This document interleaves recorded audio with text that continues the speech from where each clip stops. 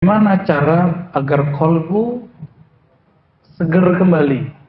Ya, dia kemudian on lagi, gitu ya, sehingga bisa menikmati. Mudah sekali.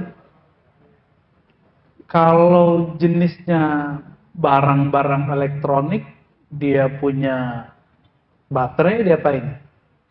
Dicasnya kemana? Ke hidung atau ke colokan itu? Colokan itu, ya, nggak ke hidung ya. Nah, kita ini salah colok biasanya. Kolbu itu nggak akan seger dengan kajian fikih. Kolbu itu seger dengan kajian zikrullah. Tapi amal akan bagus kalau belajarnya fikih. Nah, jadi ada orang belajar fikih tapi isinya pembid'ahan. Ini bid'ah, ini salah. Akhirnya kolbunya ternodai oleh ngeremehin orang, nyalahin orang. Nggak jadi tazkiyatun nufus. Di Quran kan jelas, ya. Qad aflaha man zakkaha. Sungguh beruntung yang mensucikannya. Ayatnya banyak, ya, ada berapa ayat, ada 2 macam itu.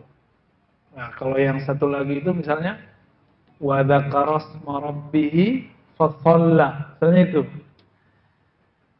Ternyata sholat yang nikmat itu bukan yang sholat dulu baru zikir, tapi zikir dulu baru sholat. Coba lihat teksnya. Detail, gak usah pakai terjemah-terjemah yang aneh-aneh. Harfiahkan aja dulu. Wa dzakara asma rabbih, dan menyebut nama Robnya. Nama Rob kita siapa? Pencipta kita siapa? Allah. Allah. Udah itu. Berarti zikir nyebut nama Allah gak bid'ah. Terus kenapa ada orang yang bid'ahkan zikir Allah? Allah. Gak connect ya. Oh, Nabi gak pernah. Emang ente tahu? Berarti kurang ngeh aja. Ayat pertama turun, Iqra bismi rabbik, nama Rabbmu. Yang kedua, wa rabbaka fakabbir. Yang ketiga, wazkurisma rabbika wa tabattal ilatila. Surat Al-Muzammil. Jelas perintahnya menyebut, membaca, mengulang-ulang nama Rabbmu. Dan nama Allah itu, ya Allah itu sendiri, Allah. Maka setelah kami memperhatikan tafsir-tafsir yang zaman-zaman ulama salafus saleh sampai zaman sekarang, ternyata zikir pertama Nabi itu adalah menyebut nama Allah aja. Allah, Allah, pakai kalbu. Allah, dalam hati aja. Allah. Ya. Boleh nggak? Ya boleh. Ini perintahnya jelas kok. Walaupun ada 1000 ustadz melarang mengatakan bid'ah. Ya.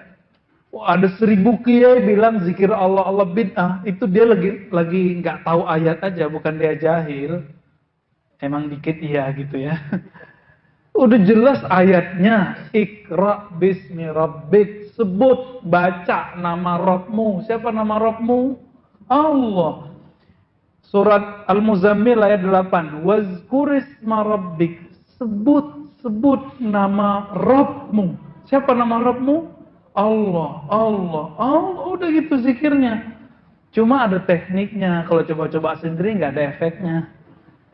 Kalau kita latihan fisik sendiri, latihan silat sendiri kan nggak ada efeknya. Malah capek. Nah, latihannya itu ada prosesnya. Nah, nanti kalau mau, katanya ada ruangan khusus ya. Kita di hari apa gitu, nanti pengurus organisasi aja.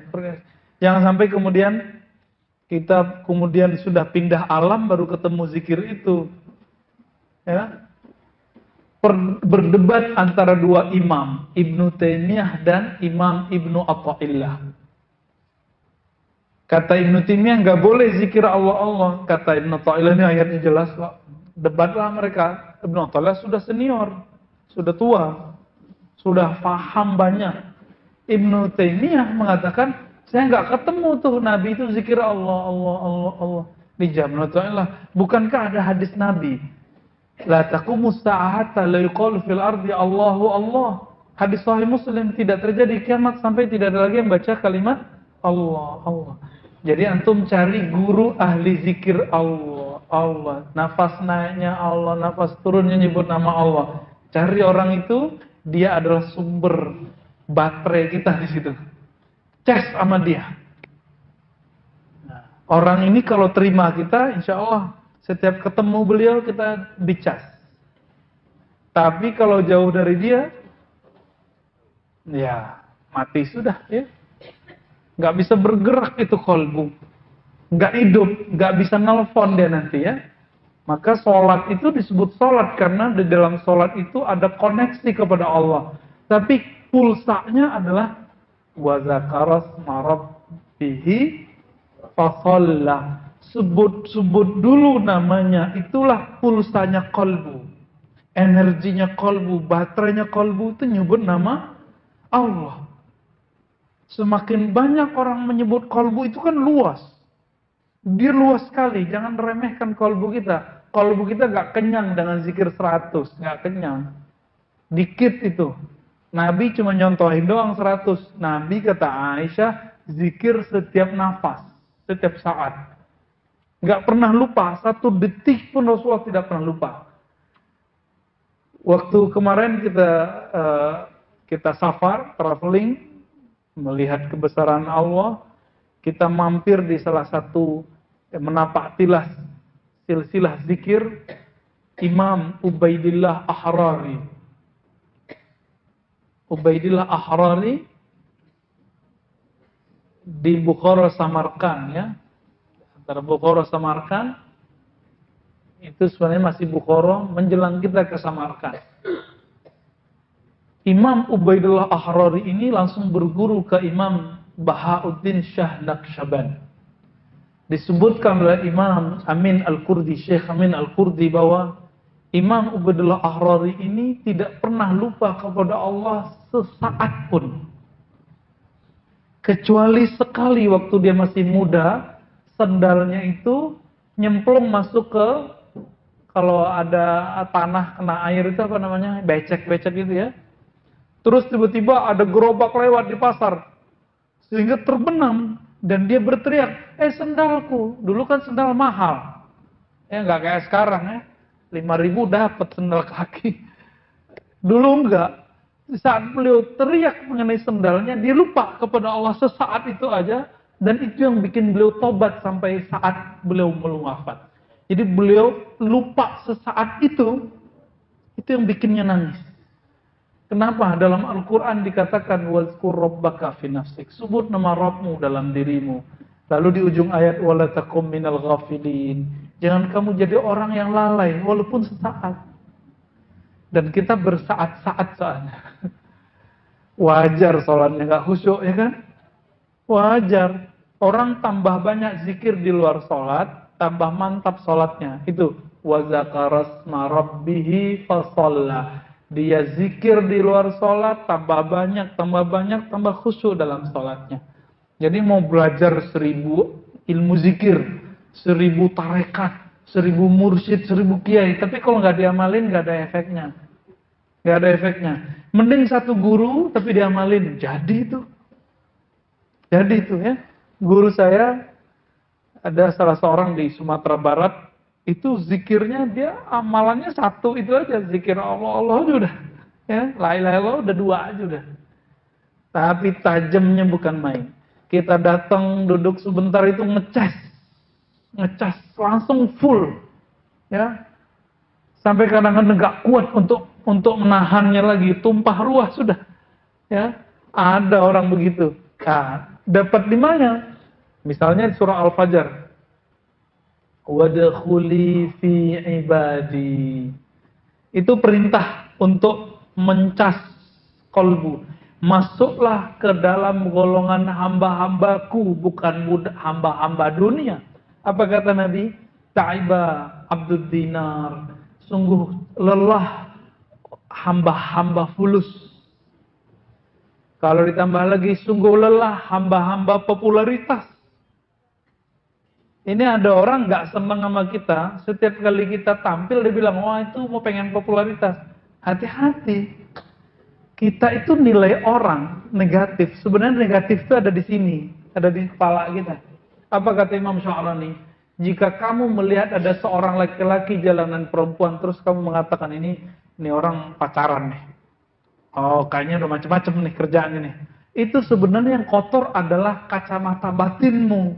Karena kamu suka melakukan itu.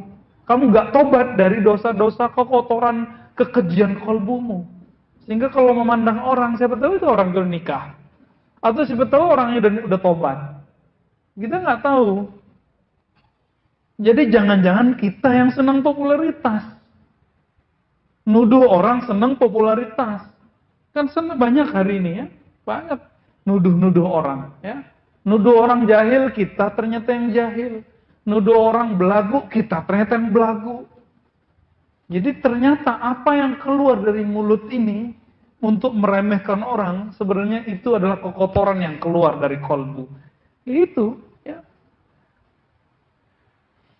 Karena kolbu itu dia punya daya tampung. Maka jangan tabung kalimat-kalimat kotor. Jadi kalau kajian itu jangan cari kajian-kajian yang ngotorin kolbu, yang nyebutin zindik. Untuk apa? Bid'ah. Untuk apa? Ya. Itu ngotorin kolbu. Kajiannya kajian tazkiyatun nufus, tapi isinya nyalain orang. Tazkiyatun nufus itu ciri-cirinya sibuk dengan kesalahan diri. Bukan sibuk sama kesalahan orang. Itu baru tazkiyatun nufus alias tasawuf. Ini masih nyalain orang lagi ya. Nyalahkan zikir pagi sore buat zikir pagi sore sendiri. Ya kan? Oh, Nabi nggak pernah zikir begitu. Ternyata dia buat buku sendiri. Ya, tarekat baru itu. Tarekat pagi sore. Ya. Allahu Akbar. Ya. Rumah makan mentang-mentang orang Padang ya. Kita sama. Baik, jadi gimana caranya di surat Al-Kahf dikatakan wasbir nafsaka ma'alladzina yad'una rabbahum. Hendaklah kamu bertahan. Nah, wasbir itu ternyata sabar itu ada yang lebih berat dari sabar menghadapi musibah. Yaitu bertahan duduk bersama orang-orang soleh. Itu lebih berat. Orang kena musibah bisa sabar. Orang sakit bisa bertahan. Tapi orang kalau duduk sama orang soleh kadang nggak tahan. Contoh sederhana gini.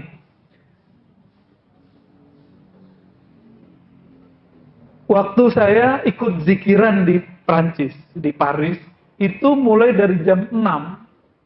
Mereka buka itu jam 10 malam. Jam 10 itu masih terang. Kita mulai zikir jam 6 sampai jam 10 baru berhenti pas azan. Capek gak? Enggak. Saya nggak ngerasa capek, pegel aja enggak. Kok bisa ya? Jam 6 sampai jam 10 berapa jam? 1, 2, 3, 4 jam. Itu kali-kali pertama saya gabung sama orang, itu nggak merasakan lelah berzikir. Oh, baru ingat di Sahih Bukhari, Mu'adz bin Jabal mengatakan, Ta'al nu'min sa'atan. Ayo kamu gabung sini, kita beriman sesaat. Lalu di riwayat Imam Bukhari itu ada syarah Imam Ibnu Hajar dikatakan, apa yang dilakukan oleh Mu'adz? Mu'adz membaca tasbih, subhanallah, alhamdulillah. Nabi nggak pernah ngajarin begitu. Mu'adz buat-buat sendiri. Apakah Mu'adz pelaku bid'ah? Enggak. Kan ini masuk ke umumnya ayat. Ayat surah Al-Ahzab, ya allazina amanu zkurullaha zikran katsira. Ayat berapa tuh? 41 ya? Al-Ahzab 41. Hei orang-orang beriman, sebut nama Allah sebanyak-banyaknya. Maka yang dipanggil berzikir itu siapa? Beriman. Maka ciri-ciri iman adalah zikrullah yang banyak. Ciri-ciri munafik zikrullahnya dikit. Itu sederhana toh? Nah, cari komunitas-komunitas yang begitu, nanti kolbu kita akan full. Nah, ini kajian kita di sini, semoga nanti ada kajian zikirnya. Nanti kita buka Ratibul Haddad, ya, Ratibul Attas, nyampe di tahlil kita nikmati tahlilnya. Mau orang bilang bid'ah itu urusan dia, ya. Kalau ada orang bilang madu itu pahit, kita udah coba madunya manis. Kita masih percaya nggak ada 1000 orang bilang di luar sana madu itu loh pahit. Kita bilang apa? Kamu belum nyobain rasa madu. Kalau kamu nyobain rasa madu, gimana rasanya? Manis. Mau dengerin orang itu atau mau ngikutin apa yang sudah kita rasakan? Karena saya sudah merasakan nikmatnya zikir berjamaah, nikmatnya zikir Allah, nikmatnya zikir la ilaha illallah, nikmatnya zikir keras la ilaha illallah. Kita nggak berani lagi bilang itu bid'ah. Oh itu ahwal syaitani, tahu dari mana? Nama kamu kali Tony. Ya, ahwal syaitani kan keadaan kan nggak mungkin, nggak mungkin. Kenapa? Dalam hadis yang sahih disebutkan bahwa syaitan itu punya lamam. Lamam itu kayak semacam kalau apa namanya? Nyamuk itu punya belalai. Nah, itu lamam. Malaikat juga punya. Jika orang itu tidak berzikir, maka syaitan yang nusukin jarumnya ke dalam. Tapi kalau orang itu berzikir, nyebut nama Allah, langsung setan yang jauh. Maka tidak mungkin bersama orang ahli zikir ada syaitan. Dalilnya jelas. Ana ma'ahu idza dzakarani, ana jalisun man dzakarani. Aku teman duduknya orang-orang yang menyebut namaku. Maka teman-teman sahabat melakukan Allah, kenapa kita belum merasakan itu? Karena kita belum nyaman, belum tahan di atas sajadah.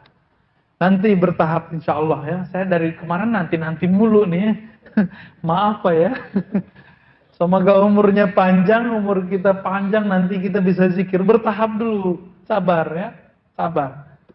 Kalau sudah siap pikirannya menerima, kolbunya untuk menerima, baru kita kasih hadiah zikrullah. Nggak ada bayar ya. Bayarnya Fatihah aja, tanda terima kasih kepada Allah, kepada guru.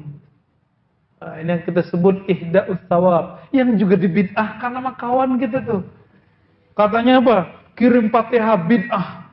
Waktu almarhum Pak Habibie meninggal, itu ada ustadz kata teman saya, dia kirim secara ilmu akidah bid'ah untuk ngirim Fatihah.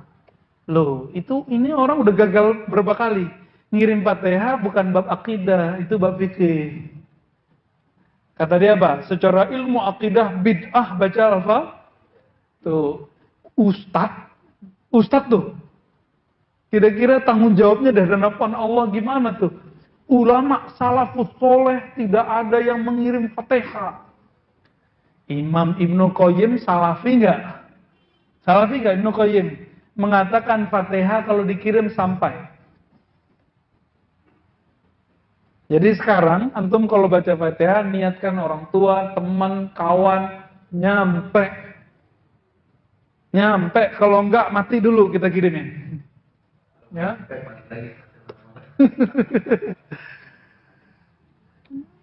Mungkin sebelum nanti kita mulai untuk berpikir itu, kita mulai malam itu kita juga mengatakan kepada saya menyampaikan calon jamaah pikir untuk bisa memulai pikirnya itu dengan Yahya Qayyum 40 kali. Iya. Setiap 5 waktu amalkan minimal ya Hayyu ya Qayyum. Hayyu Qayyum itu 2 nama agung disebut Ismul A'zam. Jika nama ini ada di satu ayat, ayatnya bisa menjadi pengobat. Rata-rata ayat-ayat ruqyah itu ada kalimat Hayyu Qayyum. Coba ayat kursi. Allahu la ilaha illa huwal hayyul qayyum. Begitu juga di surah Al-Imran bagian awal. Maka Hayyu Qayyum itu jika dibacakan ke orang yang sakaratul maut, insyaallah husnul khatimah. Dibacakan ke orang yang sedang kena jin, insyaallah sembuh. Dibacakan kepada kolbu. Jadi kita lagi bacain ke kolbu itu. Bacain ke kolbu, wahai kolbu, Allah itu maha hidup, maha qayyum, maha mengurus hidupmu, maha menjamin rezekimu. Itu ya Hayyu ya Qayyum ya Hayyu ya Qayyum ya Hayyu. Nikmati bacanya pelan-pelan, jangan cuma ngejar angka. Nanti lebih dari 40 boleh, tapi kurang jangan. Lebih bagus, tapi kurang jangan. Dari mana nih bid'ah apalagi nih? Ya, yang bilang bid'ah itu nggak baca kitab Ibnu Taimiyah. Ibnu Taimiyah Imam Salafi mengatakan orang zikir Yahya Qayyum bisa menghidupkan kolbu. Itu Ibnu Taimiyah loh. Jadi yang bilang itu bid'ah, ente jauh dari salaf. Ya, ulama salafi dan salaf mengamalkan ini. Ya, kalau nggak percaya, ya nggak usah percayalah, ya baca aja lah ya. Baca aja bukunya ya. Buku Ibnu Taimiyah kan banyak, buku zikir kan banyak. Ada kalau kumpulan zikir Ibnu Taimiyah itu ada Al-Kalimut Thayyib, Ibnu Qayyim Al-Wabilus Shayyib dan kitab-kitab yang lain. Dan itu banyak, ya. Silakan diamalkan dan rasakan efeknya. Setiap hari loh ya. Setiap hari 5 waktu coba disisihkan waktunya untuk menyebut nama Allah itu. Ya. Ada lagi. Baik, ada pertanyaan yang lain?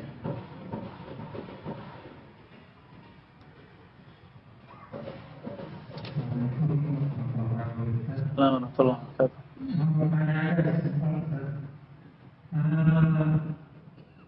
Kalau mau masuk juga untuk perempuan jalan ceritanya mudah. Tinggal mau dimadu aja. Tapi tadi Ustaz bilang sedangkan istri Nabi aja masih cemburu. Saya belum paham itu. Ya. Terima kasih Ustaz. Ya. Assalamualaikum. Cemburu itu nggak ada kaitannya sama madu dan dimadu. Nggak ada kaitannya. Bapak mau coba, Pak? Belajar dulu sama belakang tuh, Pak. Cemburu itu dalam bahasa Arab disebut ghairah. Ghairah, bukan gairah. Gairah bahasa Indonesia lain lagi ya. Ghairah. Ghairah dari kata ghair. Ghair itu artinya bisa dua. Yang bukan atau yang selain. Maka ghair atau makna ketiga perubahan. Maka ghairah itu kondisi psikologis yang berubah karena melihat orang yang disukai berpaling ke yang lain, gitu. Itu disebut ghairah. Dan itu hal yang normal di rumah tangga Rasulullah Sallallahu Alaihi Wasallam. Apalagi di zaman itu orang-orang Mekah itu biasa dikuasai oleh suami.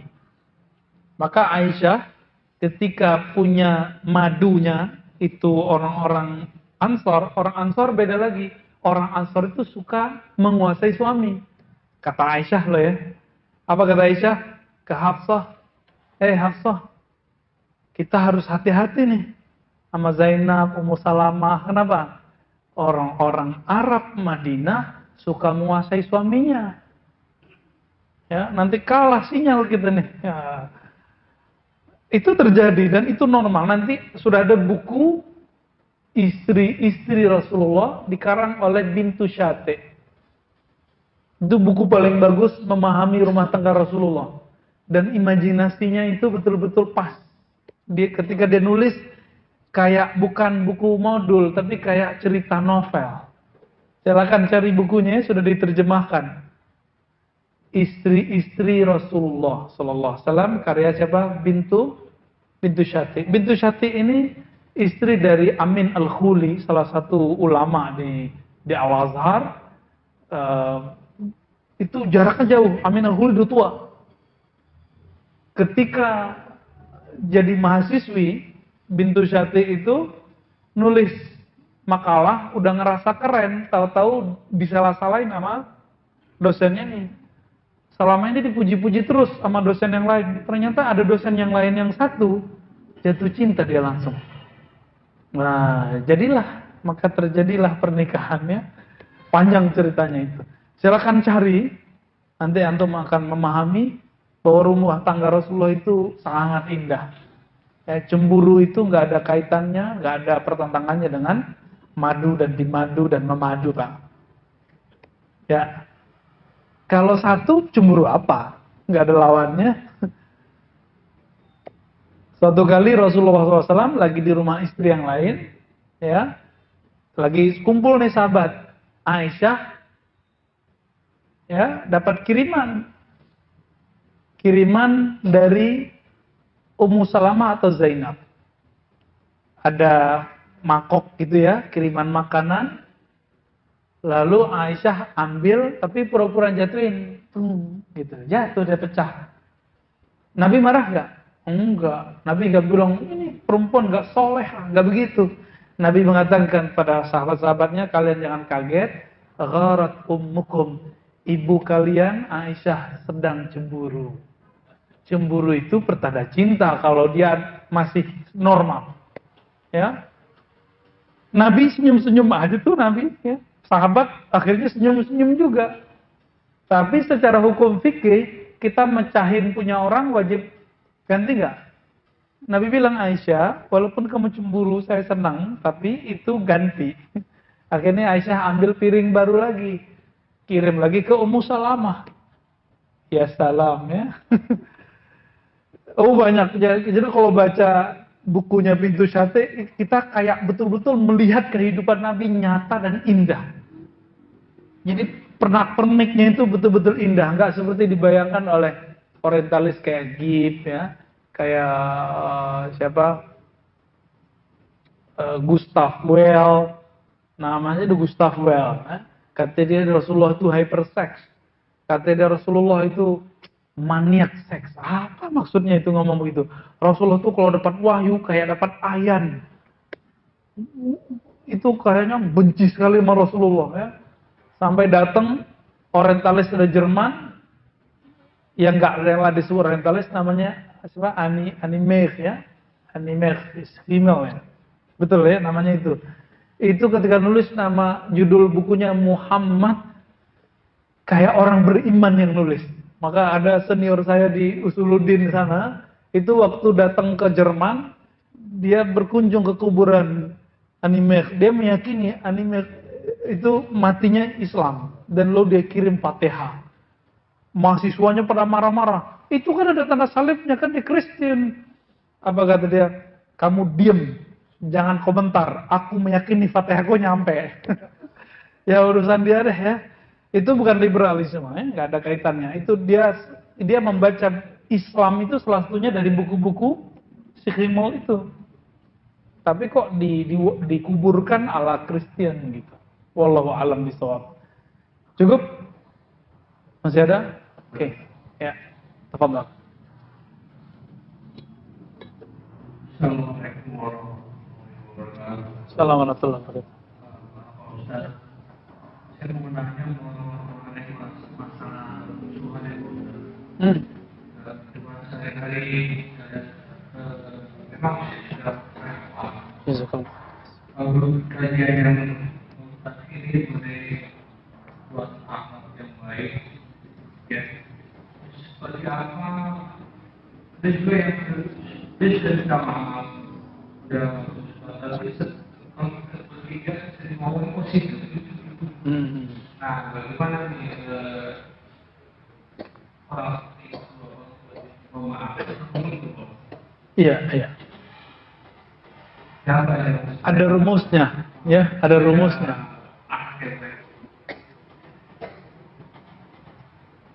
Ketika kita dapat masalah seperti itu, udah maaf-maafan tapi masih diomongin, ya. Nabi itu banyak yang ngomongin nggak? Ya. Jadi ternyata ada rumusnya. Semakin banyak yang benci kita, gunjingin kita, semakin Bapak itu terkenal. Ya, terkenal apa? Bisa terkenal baiknya, terkenal buruknya, bisa juga. Tergantung. Ketika Abu Jahal gosipin Nabi, Nabi itu langsung terkenal. Orang yang dengar kan gak langsung percaya. Wah, gue cek dulu deh, gitu. Pas dicek, ternyata beda. Ketika Nabi sudah wafat, Nabi pun masih digosipin orang. Apa kata seseorang tabi'in kepada Anas? Ya Anas, Muhammad tuh mukanya serem ya.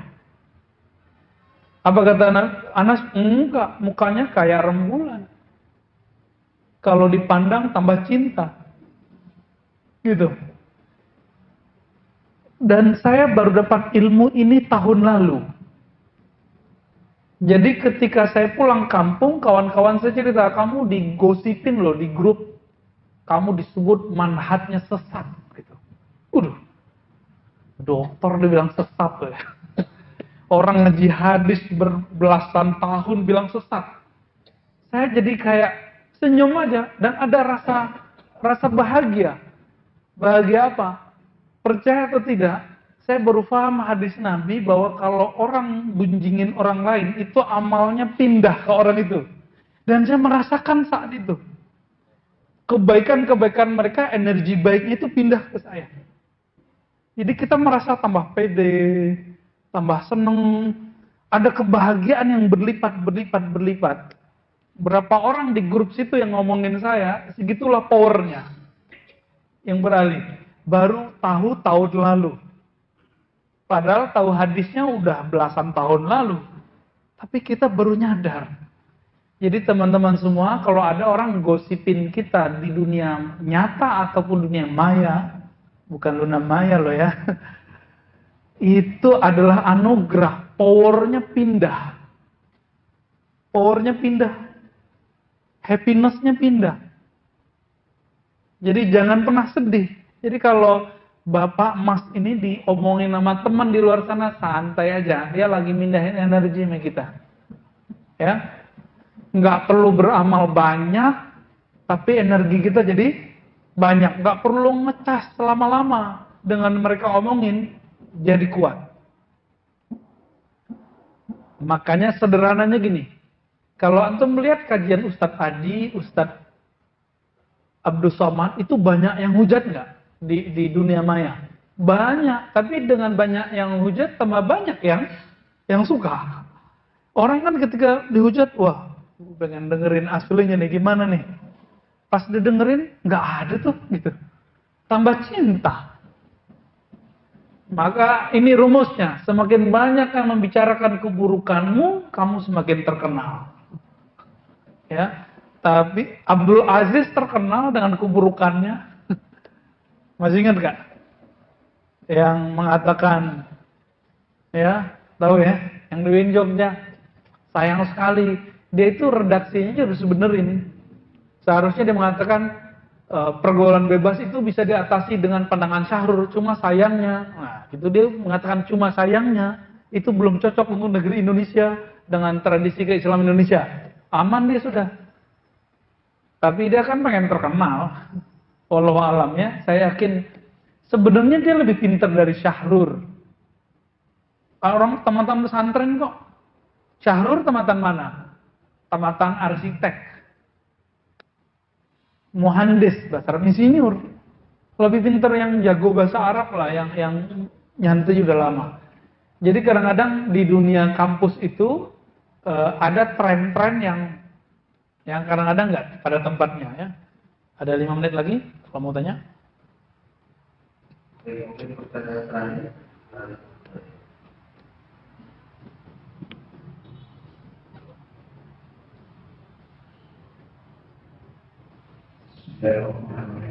Malam saya Pak Ra. tanya Pak Ustaz, bagaimana kaitannya zikir itu untuk awal Pintu rezeki. Assalamualaikum warahmatullahi wabarakatuh. Rabi'ah al-Basriyah, murid dari Rabi'ah al-Adawiyah, biasanya perempuan itu paling galau masalah rezeki. Mohon maaf ya, benar nggak? Laki-laki paling santai. Perempuan itu paling cemas, nanti gimana, nanti bayarannya gimana, cicilannya gimana. Kalau itu belum tahu. Kelas SD. Biar cepat. Itu paling galau. Tapi Rabi'ah al-Basriyah, dia kemudian baca ayat surat Dzariyat sampai di ayat wa fis samaa'i rizqukum wa ma tu'adun. Di langit itu Allah menyimpan rezeki-rezekimu dan apapun yang dijanjikan untukmu. Dia baca berulang-ulang. Ternyata rezeki kita sudah dicatat di sono, sudah dijamin. Apa ajaibnya? Rezekinya di langit, tapi kok munculnya di bumi gitu. Nah, itu keajaiban rezeki. Akhirnya kata Rabi' al-Basriyah, semenjak aku baca ayat ini, aku tidak pernah lagi galau masalah rezeki. Galau masalah rezeki. Yang galau masalah rezekinya, berarti ayat ini belum betul-betul dia pahami. Pasti kita semua iman sama ayat, benar? Ya, kita iman semua nggak? Kita iman semua sama ayat ini. Cuma kita belum betul paham ayat ini. Cuma tahu terjemahnya, di langit ada rezekimu, tapi nggak paham.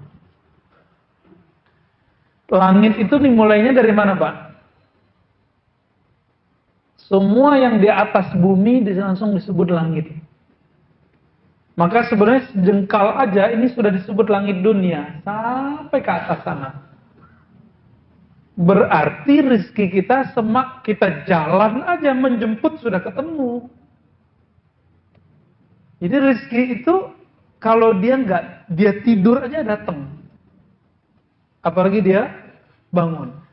Maka ada rumus yang ketiga nih. Kita kasih rumus-rumus saja. Rizki itu ada kalanya engkau mencarinya atau engkau dicari.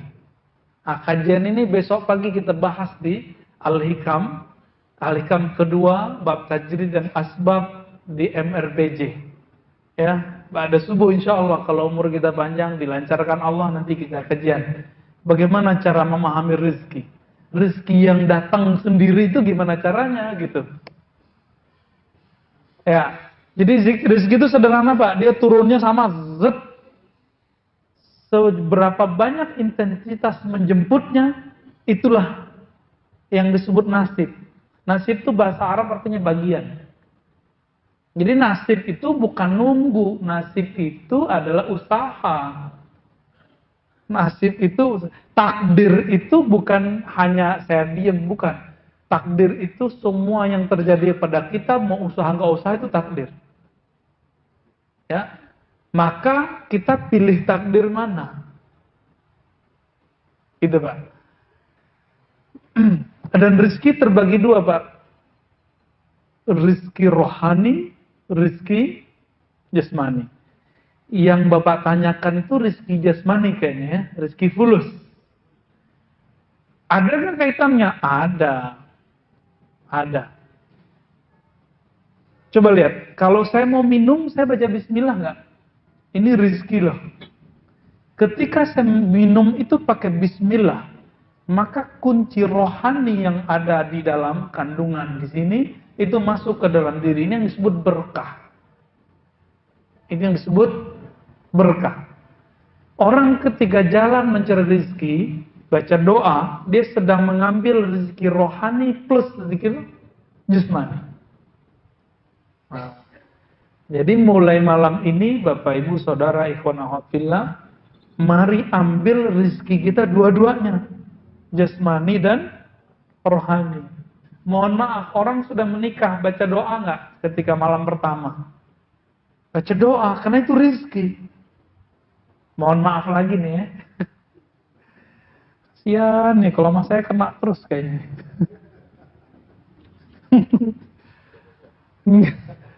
Enggak siapa-siapa ya, udah jam 8. Baik. Jadi kesimpulan sederhana kajian malam ini, kalbu akan tajam jika diasah. Tubuh akan kuat kalau dilatih. Maka asahlah kalbu, latihlah badan, nanti semuanya akan menjadi kuat. Nah, jangan jauh-jauh dari server rohani yang bernama Syekh, Mursyid, Ustadz yang ahli zikir. Sehingga kekuatan rohani kita bisa mengakses yang sebenarnya. Semoga Allah menjadikan kita hamba-hamba yang Abdullah bukan Abdud Dinar, hamba Allah bukan hamba fulus, hamba Allah bukan hamba terkenal. Hamba Allah bukan hamba tidak terkenal, ya. Jadi carilah Allah, jangan cari popularitas, jangan cari ketidakpopuleran. Kita terserah Allah aja, ya. Wassallallahu ala nabiyina Muhammad. Assalamualaikum warahmatullahi wabarakatuh. Waalaikumsalam.